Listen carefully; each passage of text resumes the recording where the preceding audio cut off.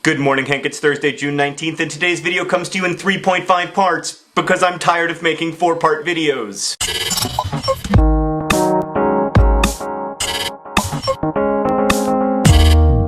Part 1 is going to be an apology to Tobies and Tobians. Part 2 is going to be a plug for Brotherhood 2.0 resident mathematician and future state representative Daniel Biss. Part 3 is going to be 60 seconds with the 14th century, and part 3.5 is going to be ask not what Nerdfighteria can do for me, ask what I can do for Nerdfighteria.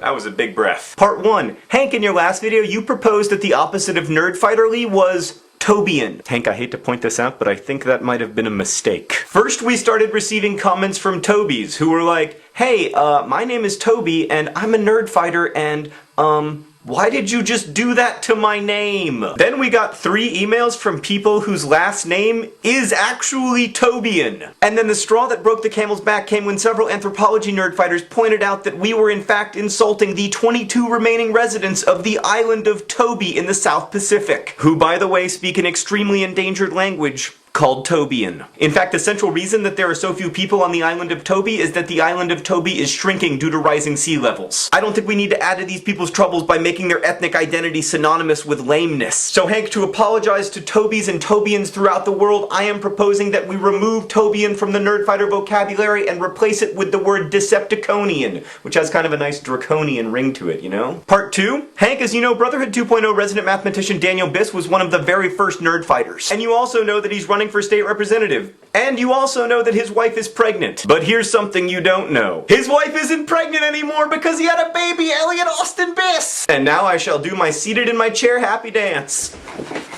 Yay, Daniel! Now, Hank, I know that we were all rooting for Daniel and Karen to name their baby John Hank Bubbles the Nerd Fighting Baby Biss, but you have to admit that Elliot is also a good name. So anyway, this is probably the last time I'm ever going to talk about politics on this channel, but I really do believe in Daniel's candidacy, and also I believe that it would be very funny if Hank went to the Sex and the City movie dressed as Carrie Bradshaw. Please consider making a donation to Daniel via Act Blue over there, or possibly over there. And welcome to the world, Elliot! Part 3, 60 seconds with the 14th century. Hank, I was inspired by a post over at my friend Lindsay's blog to wonder what I would say to the people of the 14th century if they could watch a video that I made that could only be 60 seconds long. Okay, 60 seconds with the 14th century. And go! Hi, John Green here from the distant future. I know these make me look weird, but they help me to see better. The plague is spread by rats. You should try to kill them. Also, the plague itself is like a little miniature animal. It gets inside of your body and it pwns you. I know this sounds crazy, but if you eat the right amount of the fungus penicillium, you can kill the plague inside of you. Generally, to prevent the spread of these invisible monsters, you want to wash your hands and body a lot with water and soap. Also, leeches don't work. New subject, science. The Earth is round, the sun is at the center of the solar system, the speed of light is invariant, the moon is not made of cheese, it's made of rock. It turns out the question of how many angels you can fit on the head of a pin